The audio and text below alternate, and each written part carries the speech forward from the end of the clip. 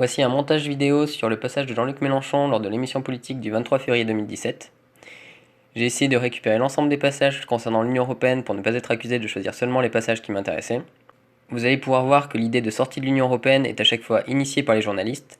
Lorsque Jean-Luc Mélenchon évoque l'Union Européenne, il n'évoque pour sa part qu'un changement des traités et une négociation avec les autres pays européens. J'espère que cette petite vidéo vous permettra de mieux comprendre sa position sur le sujet. Et à la fin de celle-ci, je ferai un petit résumé sur ce que j'ai compris de son plan A et de son plan B. Bon visionnage.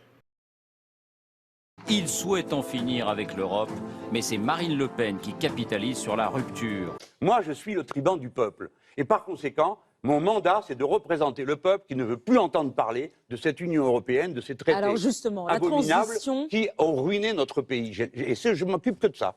La transition est toute faite, on vous remercie de la faire, c'est une question fondamentale, capitale à présent, votre position sur l'Union européenne. Et vous, vous n'avez jamais fait embaucher vos enfants non plus à la télé? Moi non, perso, mais... Ils sont encore un peu jeunes. Vous prenez un engagement pour l'avenir, solennel. Hein? Les points 50 à 53 de votre programme, l'Union européenne, c'est quand même sérieux, c'est important. Oui, on arrête de c'est rire. fondamental, vous touchez le point sensible. Alors, on y va. Les points 50 à 53 de votre programme, ça se résume en une phrase que vous avez prononcée vous-même à Berlin, c'était en septembre dernier. Si le plan le plan A n'est pas écouté, si nos offres de discussion sont repoussées, alors nous pratiquerons un plan B. En résumé, ou bien on change l'Europe, ou bien nous la quitterons. Bien. Changer l'Europe, selon vous, c'est obtenir, pour être très clair, c'est obtenir de l'Allemagne et de vos partenaires européens, de nos partenaires européens, de sortir des traités. Vous vous donnez quelques mois de négociations pour obtenir de l'Allemagne de sortir des traités. Jean-Luc Mélenchon, ma question est très simple. Si vous n'y parvenez pas, est-ce que vous assumez d'être le président qui sortira la France de l'Union européenne? Je ne serai pas un tel monarque. C'est-à-dire que ce n'est pas moi qui prendrai cette décision, c'est le peuple. C'est-à-dire que je me présenterai devant lui et je lui dirai voilà ce que j'ai obtenu. Qu'en pensez-vous? Oui ou non, doit-on signer? Il y aura un référendum. Et, bien sûr, et je prendrai ma responsabilité personnelle. En tant que chef de l'État, je dirais il me semble que c'est un bon accord ou je dirais il me semble que c'est un mauvais accord. Donc déjà, on écarte l'idée que je vienne à décider tout seul de ce qui va se produire. Mais vous resterez dans l'histoire si jamais le référendum dit oui, on sort de l'Europe, ce sera sous Jean-Luc Mélenchon, président, que la France sera sortie de l'Union européenne et de l'euro. Je sais que j'ai déjà vu le lancement de l'émission, j'ai déjà raté ma vie dans le lancement de l'émission, et maintenant, voilà, je vais rater ma politique. Non, mais attendez, avant, je peux peut-être... N'exagérons rien. Non, mais n'exagérons rien. Léa Salamé aime mettre en scène le président Mélenchon sortant de l'Europe. Non, mais c'est-à-dire que je vous demande, parce que le sujet est sérieux, vous qui... Mais comme le sujet est sérieux, laissez-moi le temps de vous répondre. Oui. Mieux que par une phrase, oui, non, oui, bien non, oui, non. Sinon, vous me faites un QCM et puis je m'en vais. Allez, on y va. Bah ouais, voilà, bon. Alors, pourquoi je vous dis ça? Parce que vous avez raison, c'est très sérieux. Et que chacun d'entre nous, c'est pour ça qu'il faut y aller avec des définitions claires. Et que je ne peux pas accepter de signer sur un coin de table, je ne sais pas quoi, pour échanger des circonscriptions avec Benoît Hamon, comme un Yannick Jadot. Parce que c'est très sérieux. Moi, j'engage la puissance de la France. Voilà ce que je fais. Je viens et je dis, pour la première fois, m'entendez-vous? Pour la première fois, Mme Merkel va entendre un président de la République qui va lui dire, écoutez, nous ne sommes plus d'accord. Mme Merkel est une femme parfaitement rationnelle. François Hollande l'avait dit déjà. Non, monsieur. Il avait dit... Non, il madame. Il avait tenté de renégocier les traités. Non, madame. Non, monsieur. Ni l'un, ni l'autre. Ni Sarkozy, qui a vu le traité, les gens avaient voté non, il est arrivé, il a découpé, jeté en l'air, recollé, et il a dit où est-ce qu'on signe. Quand est arrivé M. Hollande, il nous a dit je vais renégocier les traités, il n'a rien renégocié, et il a prétendu avoir obtenu un plan de relance de combien? Il n'a pas pu renégocier, il souhaitait renégocier, il voulait renégocier, il n'a pas réussi à renégocier. Pourquoi vous y arriveriez? Attendez, mais moi, voilà mon accusation. Il n'a même pas essayé. Vous m'entendez? Il n'a même pas essayé. Parce que personne n'est en état de dire non à la France. Parce que l'Union européenne, son noyau central, ce sont les Français et les Allemands, pour toutes les raisons historiques que vous connaissez. Et au fil de l'histoire, chaque génération reçoit en héritage le fait de protéger cette relation pour empêcher que la guerre revienne. Bien. Par conséquent, il n'a même pas essayé. Pour la première fois, je vais dire à cette femme, écoutez, votre politique est conforme à l'intérêt des personnes âgées allemandes, parce que c'est les plus nombreuses et elles votent pour vous. Mais nous, les Français, ce n'est pas pour des raisons idéologiques. Nous avons un peuple jeune. Nous avons donc besoin de beaucoup d'investissements.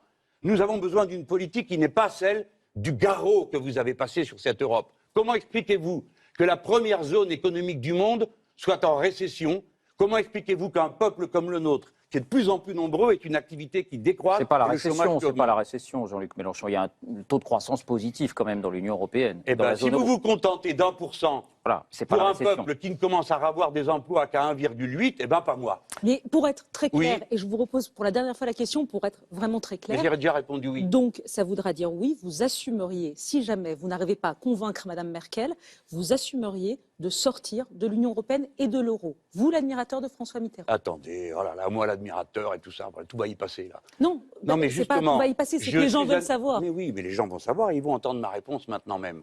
Mais précisément, mon admiration est une admiration critique. C'est-à-dire que j'ai voté le traité de Maastricht, puis, lui était encore vivant, j'ai voté contre la Banque Centrale Européenne et j'ai voté contre le passage à l'euro. Puis j'ai voté contre le traité de 2005 qui les contenait tous les autres. Je suis un homme qui regarde les conséquences de nos actes. Tout ce que nous avions prévu à l'époque où nous étions socialistes, rien ne s'est produit. Il faut donc en tirer des leçons. Mais laissez-moi vous dire une chose.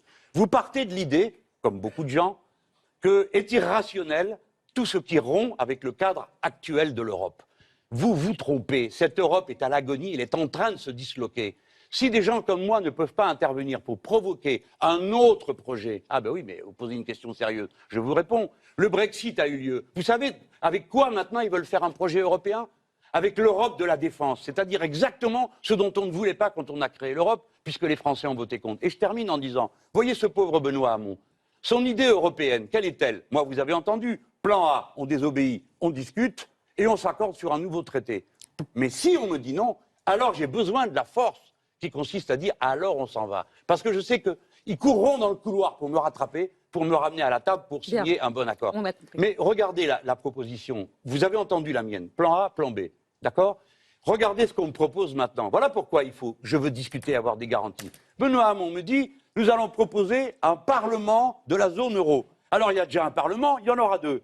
Et cette fois-ci, il y a ceux qui ont l'euro, et nous aurons l'Europe de la défense et du fric. Magnifique comme projet. Bon. Et pour Bien. faire quoi, s'il vous plaît? Si on ne change pas le statut de la Banque Centrale Européenne, si on n'abroge pas les deux clauses qui interdisent l'harmonisation sociale et l'harmonisation fiscale, à quoi bon faire un deuxième Parlement? Un président de plus, il y en a déjà 5, ça fera 6. Poursuite. Il sera là bientôt et on en parlera avec lui.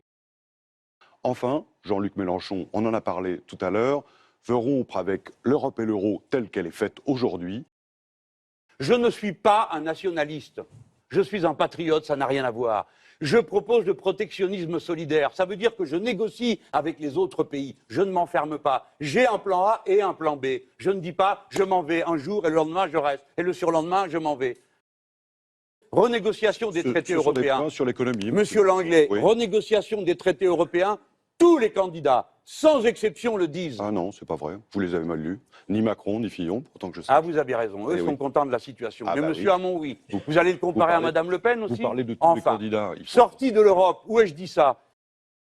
L'autre qui avait une petite barbe, écoutez-moi, il a dit je voulais avoir la tête tranquille. Vous savez pourquoi? Il était chauffeur routier, son salaire a été diminué de moitié par la concurrence européenne avec les chauffeurs polonais. On a eu quelques clarifications aussi sur l'éventuelle sortie de l'Union européenne, le fameux Frexit. Vous organiserez donc un référendum si vous n'obtenez pas gain de cause à Bruxelles. Une question qui est posée, question simple, si les Français disaient non à cette sortie de l'Europe, est-ce que vous démissionneriez? Bah, c'est-à-dire, si j'ai recommandé de voter non, Oui. et que les gens votent oui, évidemment. Je Ok. ne suis pas, moi, de ces présidents qui, après avoir organisé des référendums qu'ils perdent, restent. Disons que je serais plus genre de Gaulle que Chirac.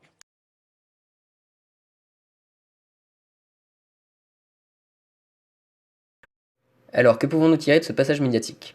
Tout d'abord un plan A, qui consiste dans un premier temps à désobéir au traité afin d'enclencher des négociations avec les autres pays européens. Si jamais ces négociations sont refusées par les autres pays, Jean-Luc Mélenchon menacera de faire un référendum sur la sortie de l'Union européenne. Il s'agit du plan B. Il s'agit donc d'une menace visant à enclencher les négociations avec les autres pays européens. Une fois ces négociations entamées, des discussions auront lieu pour rédiger de nouveaux traités. À l'issue de la rédaction de ces nouveaux traités, un référendum aura lieu pour demander aux Français s'ils acceptent ou non ces nouveaux traités. Si jamais ils les acceptent, nous aurons une nouvelle UE.